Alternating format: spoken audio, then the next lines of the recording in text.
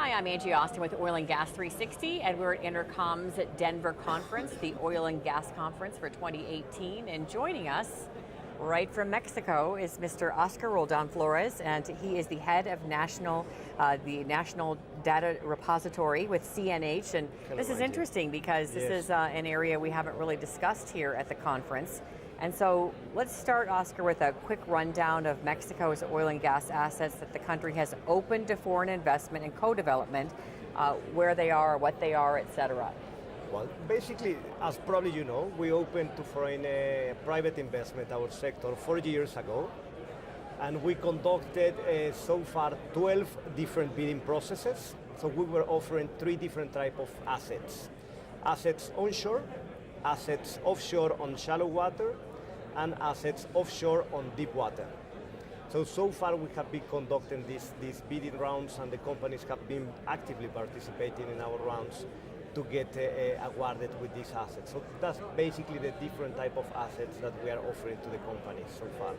And how has it been received since you've opened that up? It was fantastic. I think we kind of, thinking on what the companies are looking for, what they have in mind. We do have the materiality on that side. I mean, just to give you an idea, in the Gulf of Mexico, in the Mexican side, we have drilled in the last 40 years close to 400 wells. And with that 400 wells, we managed to produce more than 30,000 million barrels of oil.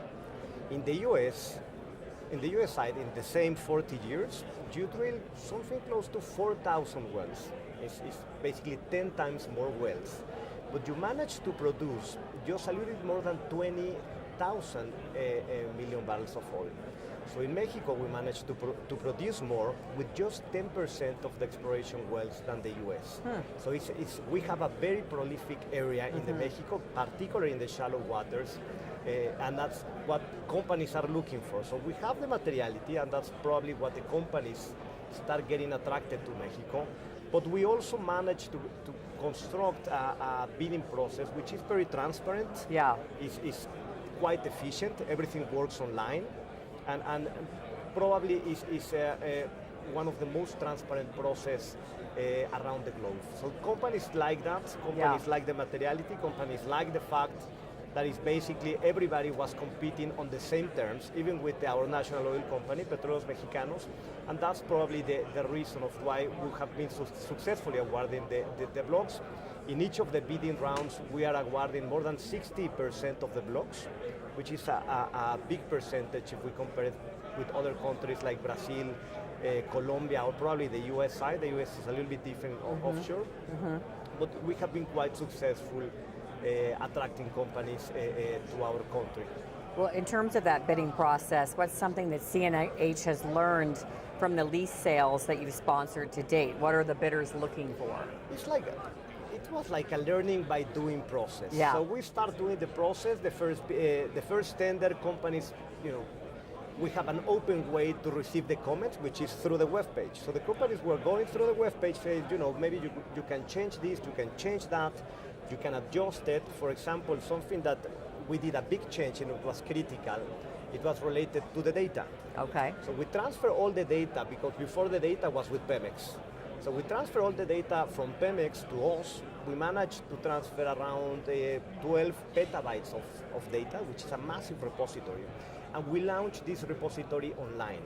And all the data from our country is available to everybody. Oh. So that was something that changed. At the beginning, when we did the first bid round, we were creating like data packages for each of the different blocks. Yeah. Something very common in places like Asia and maybe Latin America.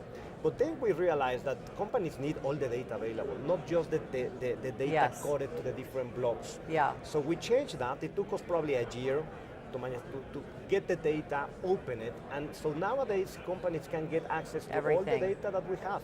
And they really liked it because they managed to start doing a regional analysis. Okay. And that's how they start becoming more active participating with us.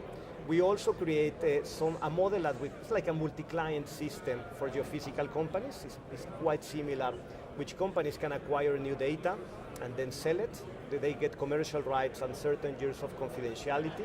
But it's not just for acquisition of new data, but also for reprocessing the existing data. Okay. So all this data that we transfer from Pemex, not just the geophysical data, also the well data, the companies can come, have access to it, reprocess it, and then sell it again to the market. Interesting. So it was a very interesting model in which, the oil and gas companies, they could actually get data from us or maybe from the geophysical companies. And the data from the geophysical companies, have QC, is already integrated, is more ready to be digested than the data that we have been offering. So it was quite a successful process as well with the data. Let's talk a little bit, Oscar, about when it comes to Mexico's oil and gas reserves, what should outside oil and gas companies be focusing on? Well, right now we have plenty of opportunities because if just to put it in perspective, I mean, we are your closest neighborhood. Mexico is a big market, 120 million people market. And for basically the last 80 years, we have been closed from private investment. So the amount of opportunities that we have all across the sector is massive. You can see it not just in the oil and gas, the exploration, but it's also in the pipeline system. It's also in the processing of gas, also in the petrol stations. For example, the BP and Repsol, they have been building petrol stations all over the country because they realized that we did have very few petrol stations, if we compare it with the country as the US. So the amount of opportunities is quite, is wide. It's a different range of opportunities, not just in the upstream sector, but also, for example, the company that has that we awarded contracts. We awarded 107 contracts in total. In the last 4 years. From that contracts, 59 are offshore and 48 are onshore. These contracts will need a lot of activity. I mean, the amount of activity that they will claim from service providers, data acquisition, drilling, I mean, all the activities that you need to enhance this activity. And let me give you one fact. In the offshore of the Gulf of Mexico, we awarded around 80,000 square kilometers of acreage. If we compare that 80,000 with what Pemex was working on, Pemex was working with closely like 30,000. So we more than triple the amount of acreage being explored in the country right now. So that's very good news, and the companies that have the contracts where they are already working on it, and we really believe that probably the best is yet to come in terms of discoveries and results. We already have very positive results from the first round, particularly in the Talos discovery, the discovery that they did on Sama. It's the first discovery done by a private company. They discovered 2 billion barrels of oil in the shallow waters coast of the Gulf of Mexico. So that was a very good result precisely from the first bid round. So we are quite excited, and we hope that many other companies keep doing such big discoveries as Talos, Premier, and Sierra. Or let's talk about investors and oil companies, what they should expect from Mexico's new president when it comes to lease sales and foreign investment in Mexico's E&P sector. That's something a lot of people are probably asking you about. Yeah, of course. Well, as you probably know, we have a new president now. He will take power on December.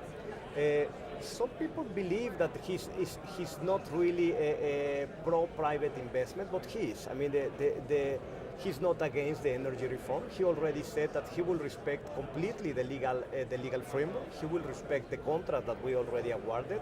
So I think what they will see is stability, which is what they are actually very worried about is more Pemex, the situation of our national oil company.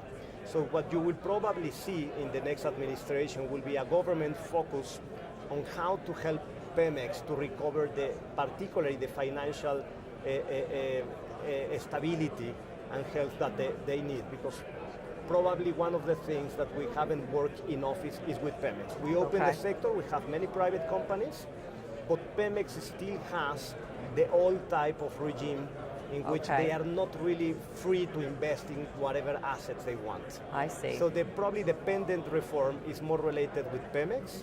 So what you will see from the next administration is a special focus on our national oil company, how to help them to come back into a healthier financial situation. Okay, that makes sense. All right, let's talk about, Oscar, the primary message that you want people to take away from your presentation at this year's Mexico panel. Yes, well, probably just to be open-minded, to keep an eye on Mexico. I mean, we have a lot of work to do.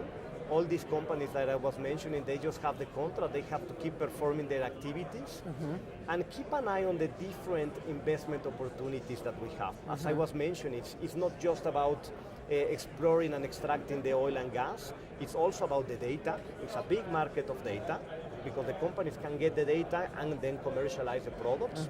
It's also about the pipelines. Right. It's also about the service providers for these companies to explore in the Gulf of Mexico, which is going to be crucial as well.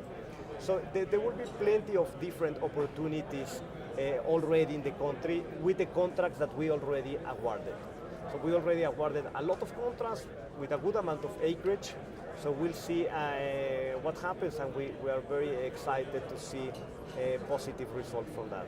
So a lot of opportunities. Yes. Well, thank you, Oscar. Thank you, Angie. Again, Oscar Roldán Flores with CNH out of Mexico. I'm Angie Austin with Oil and Gas 360. Thank you so much for joining us.